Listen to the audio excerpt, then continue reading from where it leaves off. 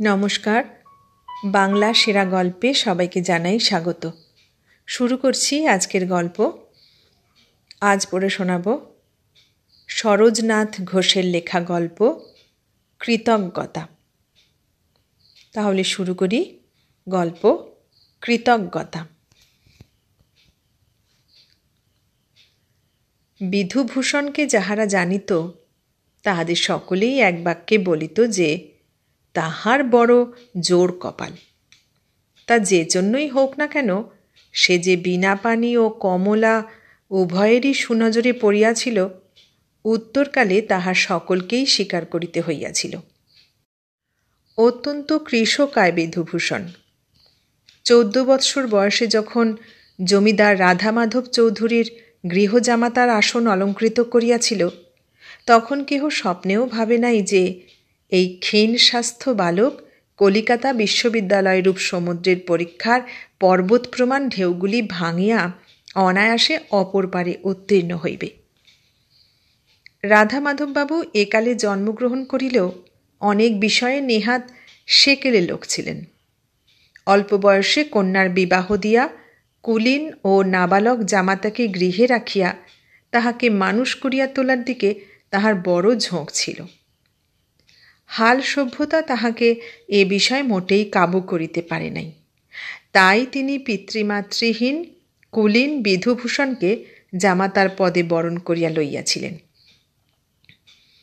কাঁচা সোনার ন্যায় বর্ণ ও অটুট কৌলিন্য মর্যাদা ব্যতীত বিধুভূষণের গর্ব করিবার আর কিছুই ছিল না। রাধামাধববাবু এই দুইটি গুণের জন্যই তাহাকে মনোনীত করিয়াছিলেন। বিবাহের পর শ্বশুরালয়েই বিধুভূষণ দিন যাপন করিতেছিল।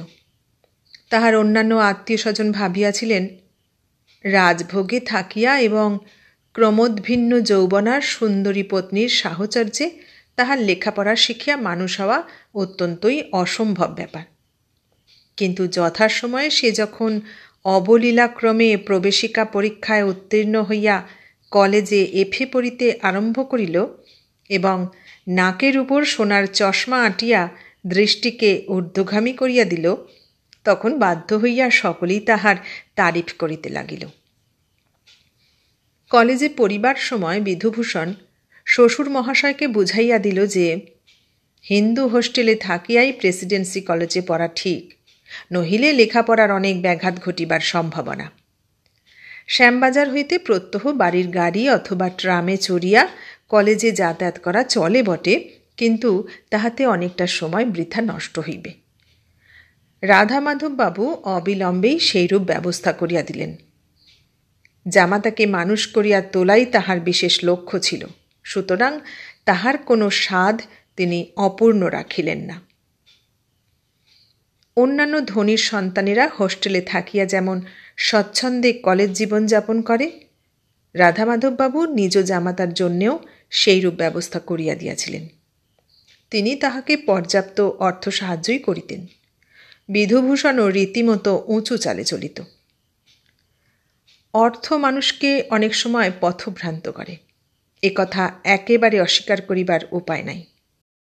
প্রয়োজনাতিরিক্ত অর্থ হাতে থাকায় বিধুভূষণ যে প্রকৃতই বিপথে চলিতেছিল, সে সম্বন্ধে কাহারও কাহারও সন্দেহ থাকিলেও এক শ্রেণীর লোক রটনা করিয়া দিল যে যৌবনসুলভ চাপল্যবশত বিধুভূষণ একটু ভিন্ন পথে চলিয়াছে। ক্রমশ কথাটা রাধামাধববাবুর কানে উঠিল। বিধুভূষণ প্রায়ই নিষিদ্ধ স্থলে যাতায়াত করিয়া থাকে এবং কালোচিত সভ্যতার অনুমোদিত আনুষঙ্গিক নানাবিধ পান ও ভোজনে ক্রমশ দক্ষ হইয়া উঠিতেছে। এ সংবাদ আর গোপন রহিল না। উপায়ন্তর না দেখিয়া বিষয়বুদ্ধিতে পরিপক্ক রাধামাধব ক্রমশ বিধুভূষণের মাসোহারার টাকা কমাইয়া দিলেন। যে পরিমাণ টাকা না হইলে হোস্টেলের খরচ চলে না, শুধু ততটুকু সাহায্যই করিতে লাগিলেন। বিধুভূষণ শ্বশুরের ব্যবহারে মর্মান্তিক চটিয়া গিয়াছিল। এ অপমানের স্মৃতি সে জীবনে ভুলিল না। কয়েক বৎসরের চেষ্টায় বিশ্ববিদ্যালয়ের উচ্চতম উপাধি ও নির্মাল্য লাভ করিয়া বিধুভূষণ কলিকাতার কোনো কলেজে অধ্যাপনার কাজ জোগাড় করিয়া লইল। তারপর একদিন সহসা সে রাধামাধব বাবুর নামে আদালতে চুক্তিভঙ্গের দাবি দিয়া নালিশ রুজু করিয়া দিল। এজন্য তাহার মনে বিন্দুমাত্র অনুতাপ জন্মিয়াছিল কিনা সে সংবাদ কাহারও জানা নাই। তবে জামাতার এইরূপ ব্যবহারে মর্মাহত হইয়া অপমান ও লাঞ্ছনার দায় হইতে উদ্ধার পাইবার জন্য বিধুভূষণের দাবির 2000 টাকা যখন রাধামাধব মিটাইয়া দিয়াছিলেন, তখন বিধুভূষণের স্বভাব গম্ভীর মুখমণ্ডলে যে হাস্যরেখা বিকশিত হইয়াছিল তাহা অনেকেরই চোখে পড়িয়াছিল। ইন্দিরার শুভদৃষ্টি যখন যাহার উপরে পড়ে, তখন চারিদিক হইতে তাহার মস্তকে অর্থ, মান ও যশ অজস্র ধারায় বর্ষিত হয়। শ্বশুর জামাতার মধ্যে যে মনোমালিন্য জন্মাইয়াছিল, কালক্রমে তাহা মুছিয়া দিল। জামাতার সাফল্যে তিনি তাহার সকল অপরাধ মার্জনা করিলেন। বিধুভূষণ যেমন মেধাবী তেমনই কৌশলী। ব্যবসায় বুদ্ধির তীক্ষ্ণতা তাহার বিশেষ রূপেই ছিল।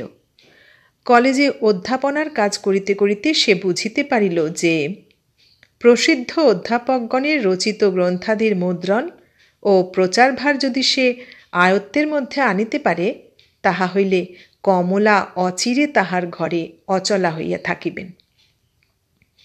কিন্তু সেজন্য প্রথমত কিছু অর্থের প্রয়োজন। ধনবান শ্বশুর যাহার প্রতি অনুকূল, তাহার পক্ষে অনেক দুরূহ বিষয়ও সুসাধ্য হইয়া ওঠে। বিধুভূষণের সংকল্পের কথা অবগত হইয়া রাধামাধববাবু তাহাকে কয়েক সহস্র টাকা দান করিলেন। উদ্যোগী বিধুভূষণ কয়েক বৎসরের মধ্যে বহু সংখ্যক সাহিত্যিককে কবলিত করিয়া অর্থের মঞ্জুষা ও যশের নির্মাল্যের অধিকারী হইল। তাহার শীর্ণ ঋজুদেহে সৌভাগ্যের সকল প্রকার চিহ্ন ক্রমশ পরিপুষ্ট হইয়া উঠিল। আত্মীয় বন্ধুবান্ধবের বিস্ময় বিমুগ্ধ দৃষ্টি দেখিয়া বিধুভূষণও আত্মপ্রসাদ লাভ করিল। এইরূপে বিধুভূষণের অদৃষ্টাকাশ যখন শারদ গগনের ন্যায় নির্মল হইয়া আসিতেছিল, ঠিক সেই সময় তাহার শ্বশুর রাধামাধববাবু একটিমাত্র 1 বৎসরের শিশুপুত্র রাখিয়া পরপারে যাত্রা করিলেন।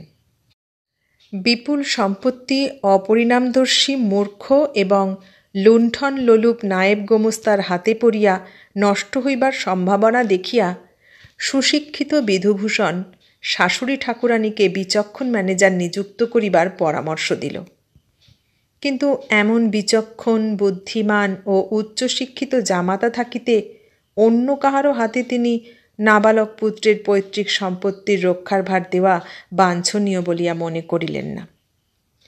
বিধুভূষণ প্রথমত টানা নানা করিয়া কিছুদিন কাটাইয়া দিল বটে, কিন্তু অবশেষে শ্বশ্রুমাতার স্বনির্বন্ধ অনুরোধে সে এড়াইতে পারিল না। কর্তব্যবোধে সে কর্ণধারহীন সম্পত্তির কর্ণ দৃঢ় হস্তে ধারণ করিল। সঙ্গে সঙ্গে কলেজে অধ্যাপনার কাজ ছাড়িয়া দিল। তাহার কাজও ক্রমে অনেক বাড়িয়া গিয়াছিল। জমিদারি কার্যভার গ্রহণ করার সঙ্গে সঙ্গেই বিধুভূষণের সুদৃশ্য ত্রিতল অট্টালিকা যেন গগন ভেদ করিয়া উত্থিত হইল। মোটর গাড়ি কেনা হইয়াছিল।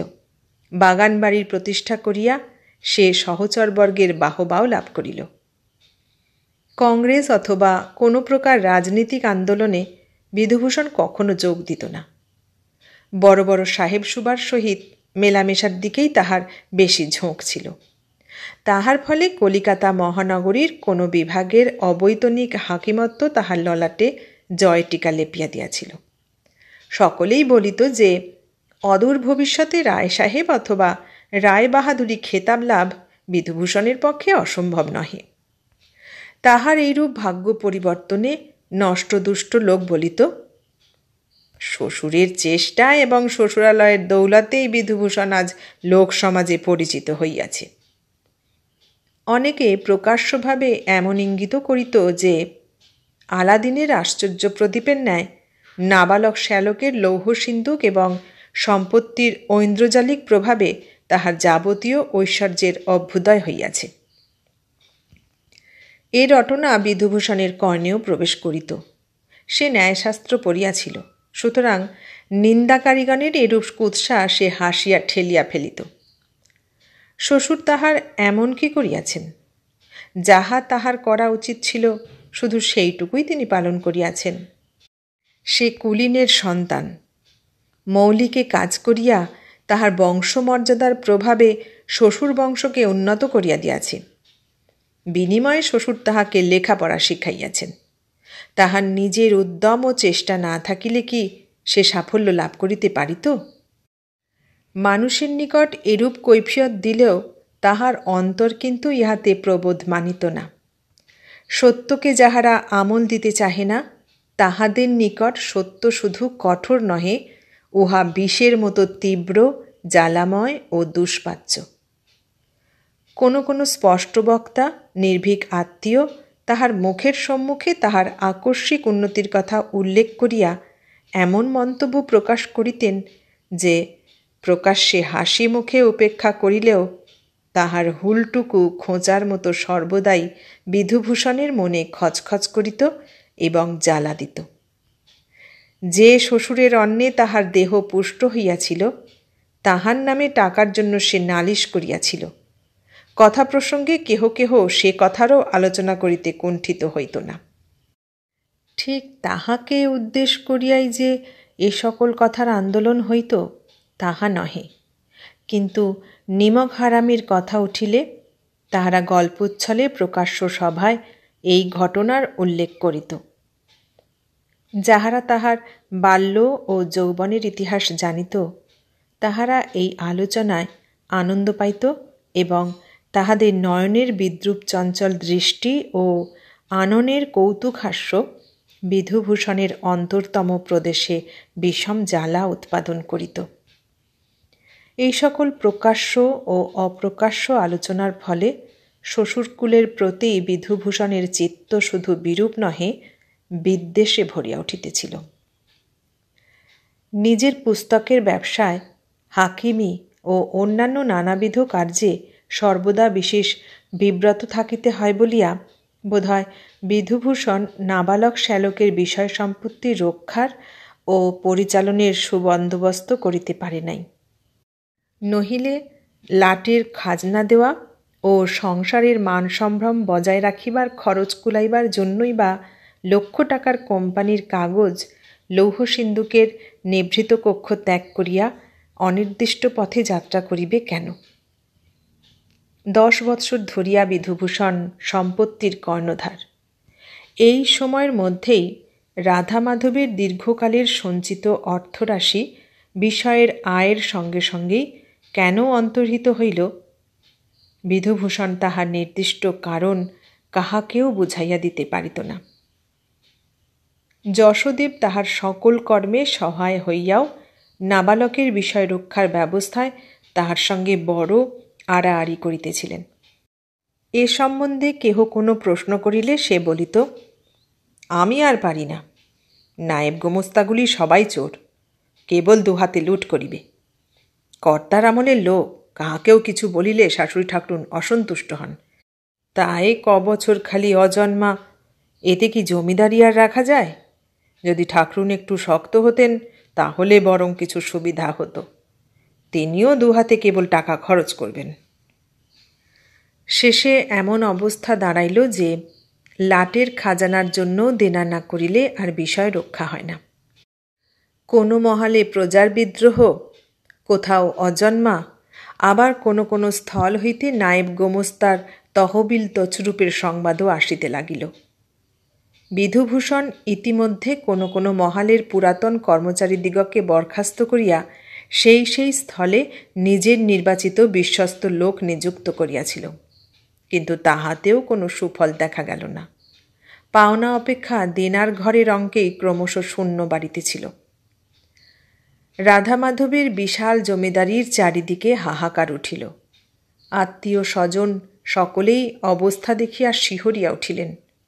বিধবা মাতা ও নাবালক সন্তানের জন্য চিন্তিত হইয়া উঠিলেন। আন্দোলন আলোড়নে বিধুভূষণের ধৈর্যের বাঁধও টলিয়া উঠিল। প্রাতঃস্নান শেষে সাজি ভরা সদ্যচৈত ফুল ও বিল্বদলের শিব পূজা সারিয়া রাধা মাধবের বিধবা পত্নী সবে উঠিয়া দাঁড়াইয়াছেন, এমন সময় ব্যস্তভাবে বিধুভূষণ সেখানে উপস্থিত হইল।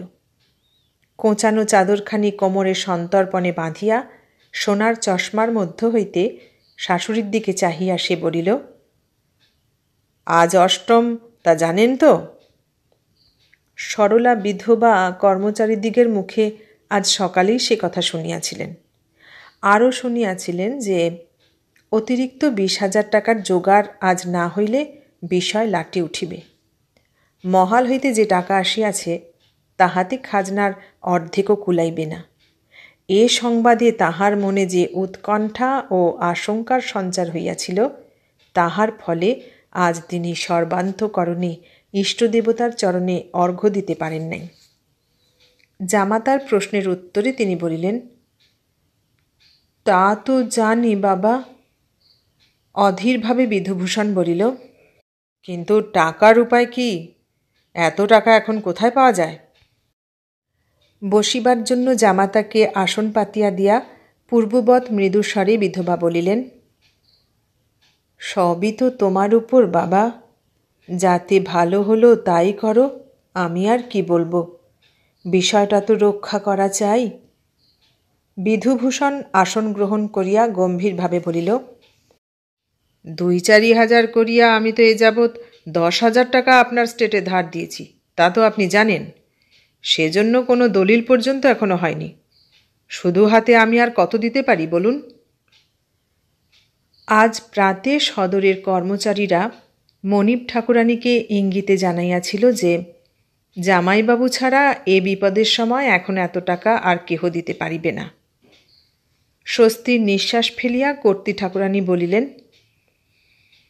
এ সময় তুমি সাহায্য না করিলে চলিবে কেন?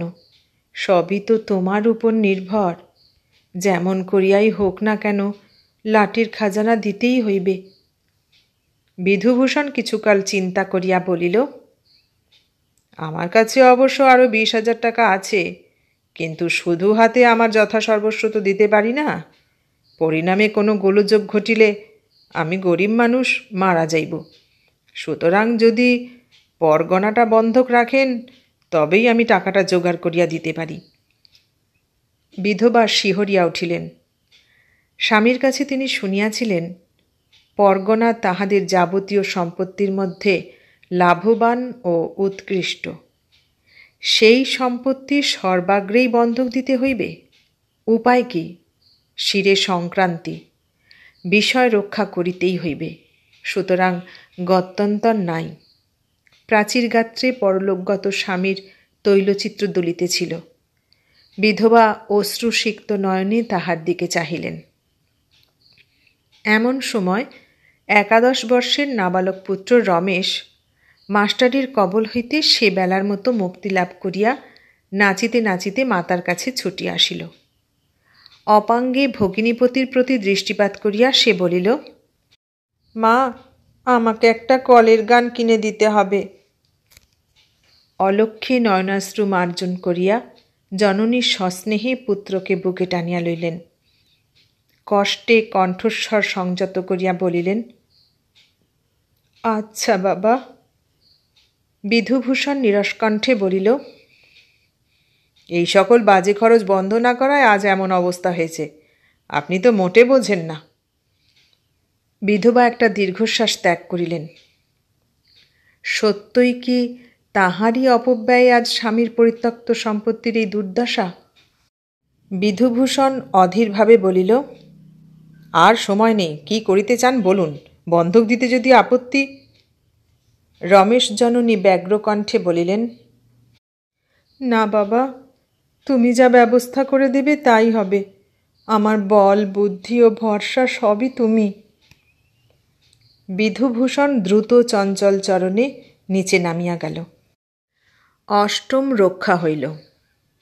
সে যাত্রা বিষয় লাটে উঠিল না। রাধামাধববাবুর পত্নী নাবালক পুত্রের অভিভাবিকা এবং সমগ্র সম্পত্তির অছি ছিলেন।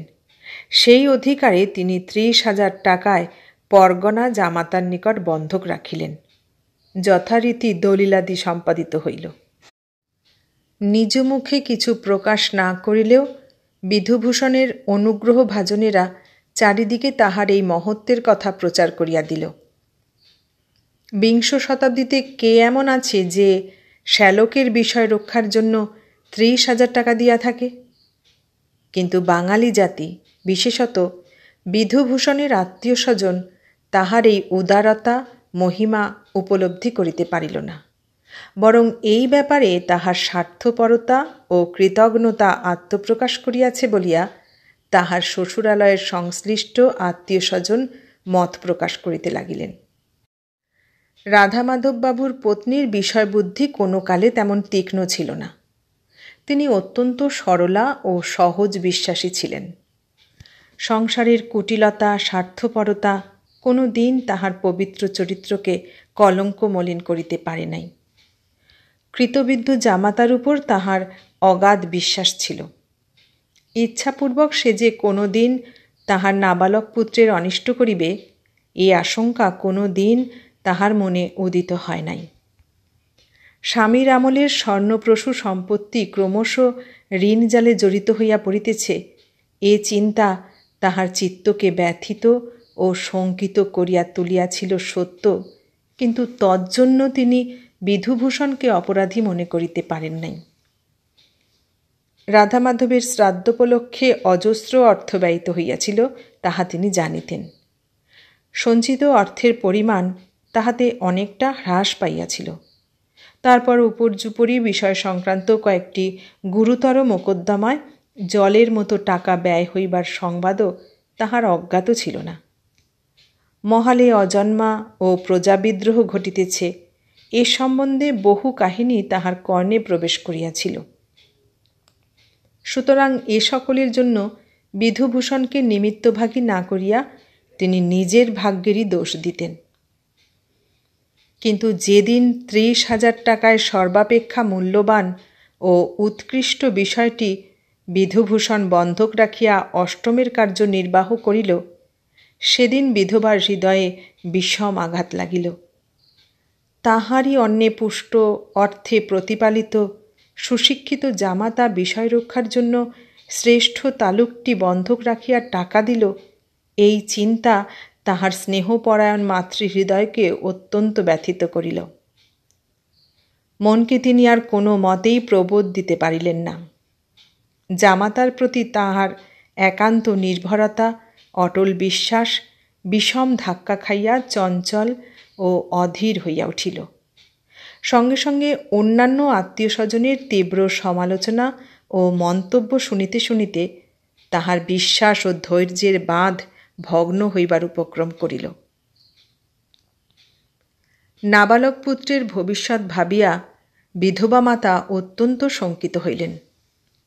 যে রক্ষক সেই যখন ভক্ষকের বৃত্তি অবলম্বন করিয়াছে, তখন আর মুক্তির সম্ভাবনা কোথায়? কয়েকটি বিশিষ্ট আত্মীয়ের পরামর্শে অবশেষে শঙ্কিতা নারী গোপনে স্বামীর কোনো বিচক্ষণ বন্ধুর হস্তে সম্পত্তি রক্ষার সম্পূর্ণ ভার অর্পণ করিলেন। বিধুভূষণ যখন এ সংবাদ পাইল, তখন ক্রোধে, ক্ষোভে ও আক্রোশে তাহার চিত্ত পরিপূর্ণ হইয়া উঠিল। শ্বশুরকুলের উদ্দেশ্যে তখন সে যে অভিসম্পাত করিল, তাহা শুনিয়া স্বয়ং অন্তর্যামী বোধহয় শিহরিয়া উঠিয়া থাকিবেন। প্রৌঢ় চট্টোপাধ্যায় মহাশয় পর্দার বাহিরে দণ্ডায়মানা দাসীকে বলিলেন, কর্ত্রী ঠাকুরানীকে জিজ্ঞাসা করো, জামাইবাবুর আমলের হিসাবপত্রের কি করা যাইবে? দাসী মনিব ঠাকুরানীর শিক্ষামতো উত্তরে বলিল, মা বলছেন আপনার কথা তিনি বুঝতে পাচ্ছেন না। প্রৌঢ় ম্যানেজার তখন কণ্ঠস্বর আরও পরিষ্কার করিয়া বলিলেন যে, বিধুভূষণের সময়ের হিসাবপত্র দেখিয়া বুঝা যাইতেছে যে, হিসাব নিকাশ করিলে বিধুভূষণের নিকট লক্ষাধিক টাকা পাওনা হইবে। এতগুলি টাকার ব্যবস্থা করা তো চাই। তিনি জামাতা বাবাজির সঙ্গে এ বিষয়ে আলাপ করিয়া বুঝিয়াছেন যে, যদিও এই টাকা হিসাব নিকাশে বাহির হয়, তজ্জন্য তিনি দায়ী নহেন, এবং এক কপর্দকও তিনি দিতে বাধ্য নহেন। বিধুভূষণ অত্যন্ত বিরক্ত হইয়াছেন এবং বলিয়াছেন যে তিনি নিজে যে টাকা ধার দিয়াছেন তাহা শীঘ্র সুদ সমেত শোধ না করিতে পারিলে তিনি উপায়ান্তর অবলম্বন করিবেন। কিন্তু স্টেটের এতগুলি টাকার কি হইবে? বিধবা দাসীর দ্বারা বলাইলেন, তা সে যদি না মানে তাহলে আর উপায় কি? চট্টোপাধ্যায় বলিলেন, উপায় আছে বই কি, হিসাব নিকাশের দাবি দিয়া নালিশ করিলেই টাকা আদায় হইতে পারে। উকিলেরাও সেই পরামর্শ দিতেছেন। যবনিকার অন্তরালে বিধবা শিহরিয়া উঠিলেন। জামাতা, যাহাকে পেটের সন্তানের ন্যায় এতকাল মানুষ করিয়াছেন, তাহার নামে নালিশ? দাসীকে দিয়ে তিনি বলাইলেন যে এমন কাজ তাহার দ্বারা হইবে না। যদি সে টাকা ভাঙিয়াই থাকে, কোনো উপায় নাই। ইহার জন্য তিনি আদালতে যাইতে পারিবেন না, কখনোই না। ম্যানেজার অনেক প্রকার যুক্তিতর্কের অবতারণা করিলেন, কিন্তু তিনি কোনো কথায় কর্ণপাত করিলেন না। অবশেষে চট্টোপাধ্যায় মহাশয় বলিলেন, এতগুলি টাকা ছাড়িয়া দিবেন কেন? তিনি তো আপনাকে রেহাই দিতেছেন না। আমি সংবাদ পাইয়াছি বিধুবাবু তাঁর প্রাপ্য গণ্ডা আদায় করিবার জন্য ইতিমধ্যেই আদালতের আশ্রয় লইয়াছেন। আমরা আরও কিছুদিন অপেক্ষা করিতে বলিয়াছিলাম, কিন্তু দেখিতেছি তিনি তাহা শুনেন নাই। যবনিকা একবার দুলিয়া উঠিল। ম্যানেজারের কর্ণে একটা চাপা দীর্ঘশ্বাসের শব্দ প্রবেশ করিল। দাসী মনিবের শিক্ষামতো বলিল, মা বলছেন তার ধর্ম তাকে যেমন বলেছে সে তাই করেছে, কিন্তু আমি তার নামে নালিশ করতে পারবো না। অদৃষ্টে যা আছে তাই হবে। ক্ষুণ্ণ মনে ম্যানেজার বিদায় লইলেন। সাবালক হইয়া রমেশ যেদিন জমিদারির কাজকর্ম দেখিতে আরম্ভ করিল, তাহার মাসখানিক পরে একদিন সহসা বিধুভূষণ শ্বশুরালয়ে পদধূলি দিল।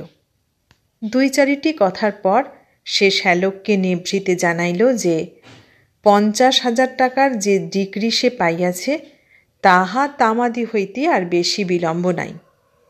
নাবালকের সম্পত্তি বলিয়া এতদিন সে চুপচাপ বসিয়াছিল, ডিক্রি জারি করে নাই।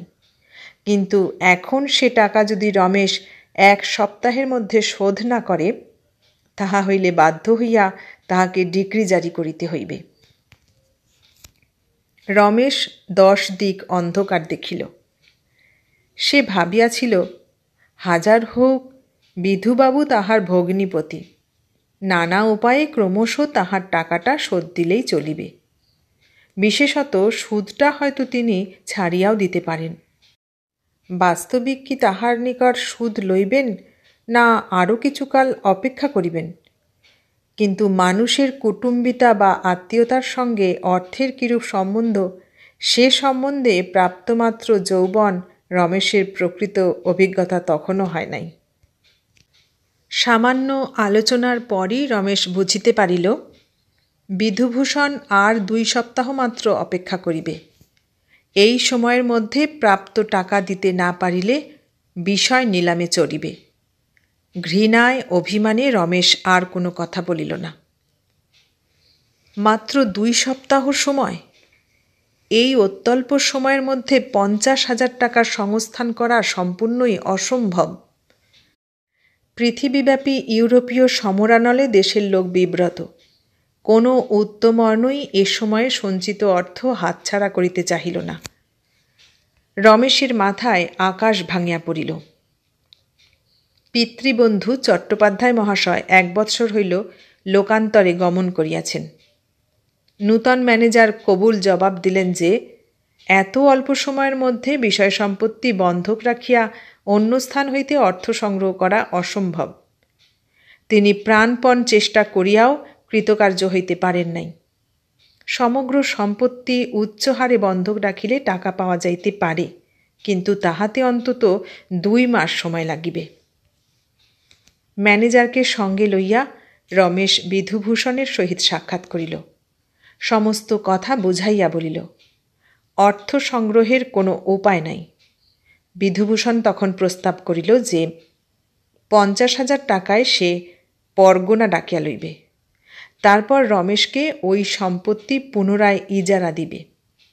শ্যালকের সম্পত্তি গ্রাস করিবার তাহার অভিপ্রায় নাই। ক্রমে ক্রমে যদি রমেশ তাহার সমস্ত টাকা শোধ করিয়া দিতে পারে, তখন ওই সম্পত্তি সে পুনরায় ফিরাইয়া পাইবে। রমেশ সানন্দে এ প্রস্তাবের অনুমোদন করিল। হাজার হোক, বিধুভূষণ তাহার ভগিনীপতি, সত্যিই কি সে তাহাকে ভাসাইয়া দিতে পারে? অনেকটা নিশ্চিন্ত মনে সে গৃহে ফিরিয়া আসিল। নিলাম ঘরের মধ্য হইতে ঘর্মাক্ত কলেবরে বাহির হইয়া বিধুভূষণ একটা স্বস্তির নিঃশ্বাস ত্যাগ করিল। তখন যদি কেহ তাহাকে নিরীক্ষণ করিত, তাহা হইলে তাহার নয়নের জয়োল্লাসজনিত উৎকট দীপ্তি দেখিয়া চমৎকৃত হইত।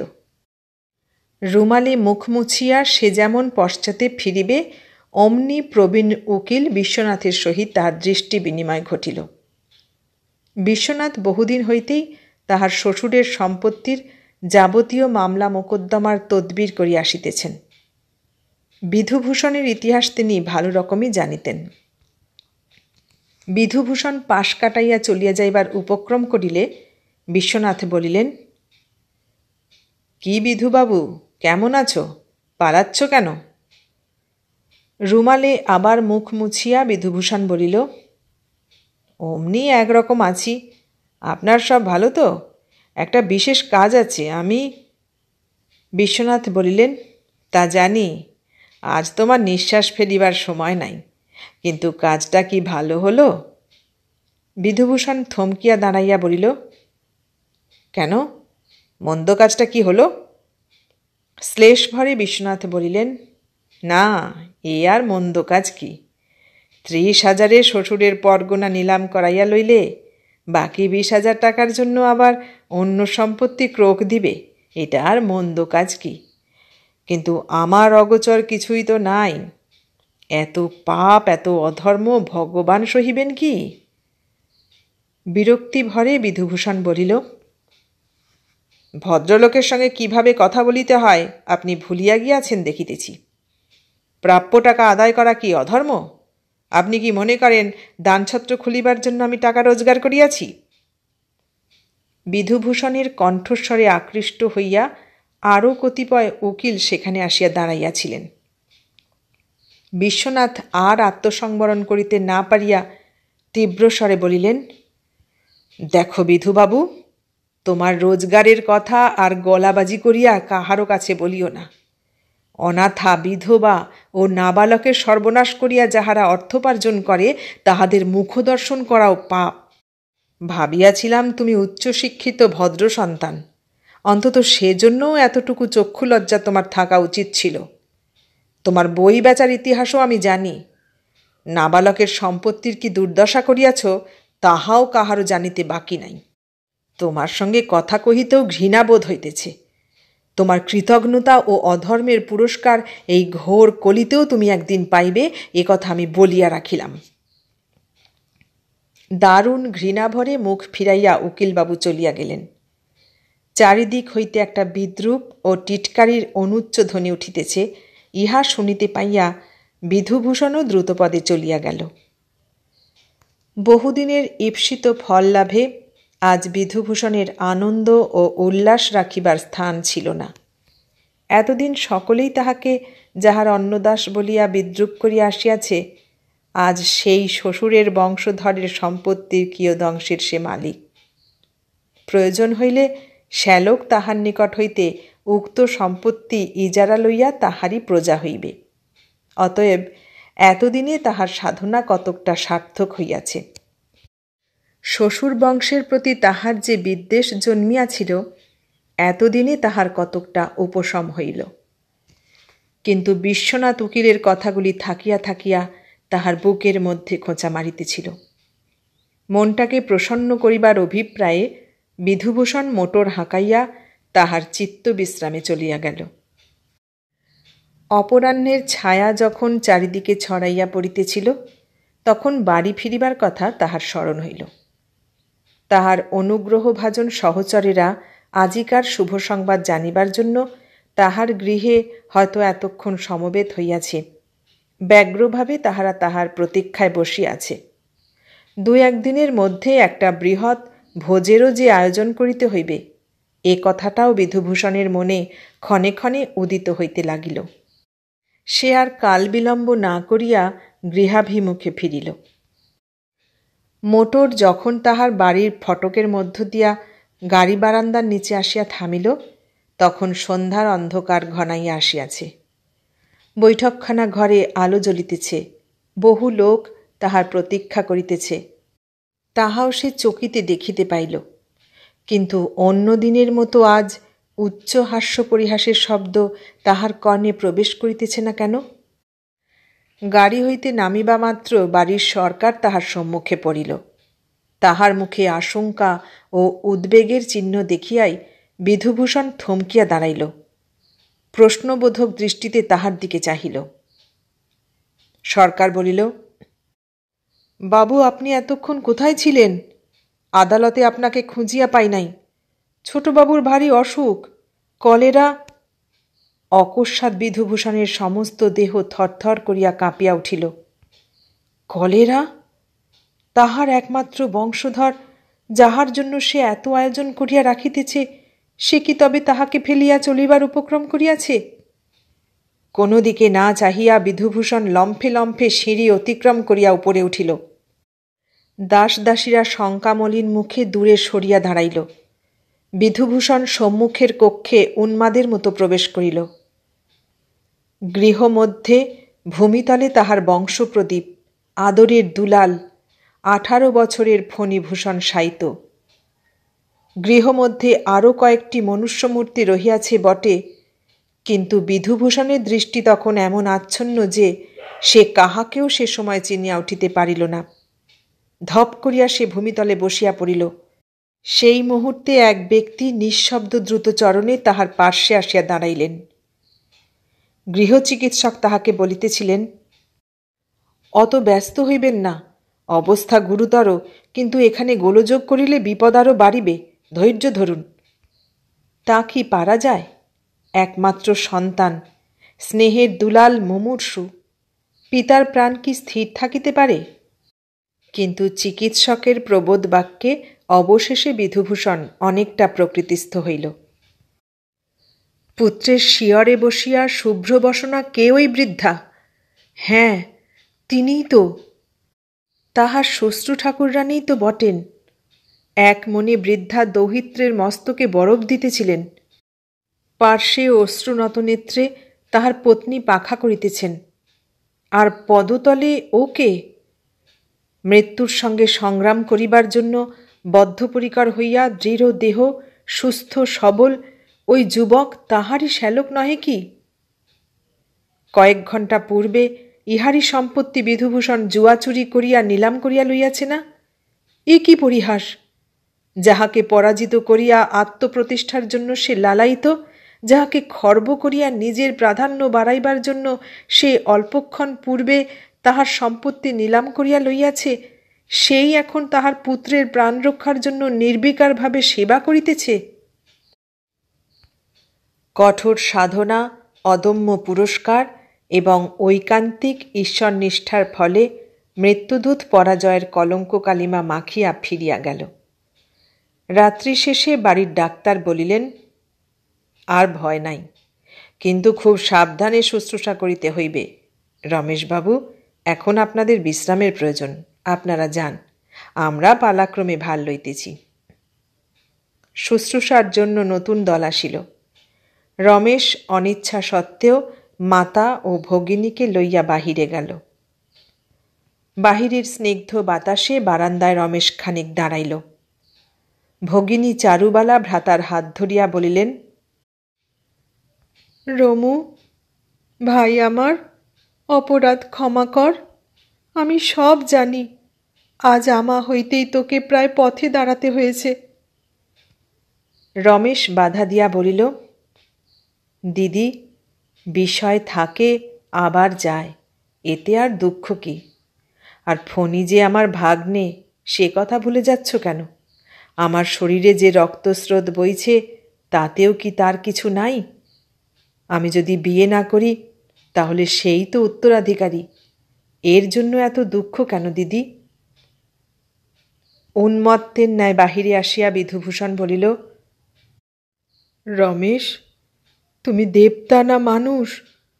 আচ্ছা, কাল সকালেই এর প্রায়শ্চিত্ত করব। রমেশ দুই হস্তে তাহাকে ধরিয়া বলিল, থামুন বিধুবাবু, ফণির অবস্থা এখনো ভালো নয়, অত গোল করিবেন না। এতক্ষণ শুনলেন সরোজনাথ ঘোষের লেখা গল্প কৃতজ্ঞতা। কেমন লাগলো গল্পটা? ভালো লাগলে লাইক, কমেন্ট, শেয়ার করবেন। আর নতুন বন্ধু হলে সাবস্ক্রাইব করার অনুরোধ রইল। সবাইকে অনেক ধন্যবাদ জানিয়ে আজ এখানেই শেষ করলাম।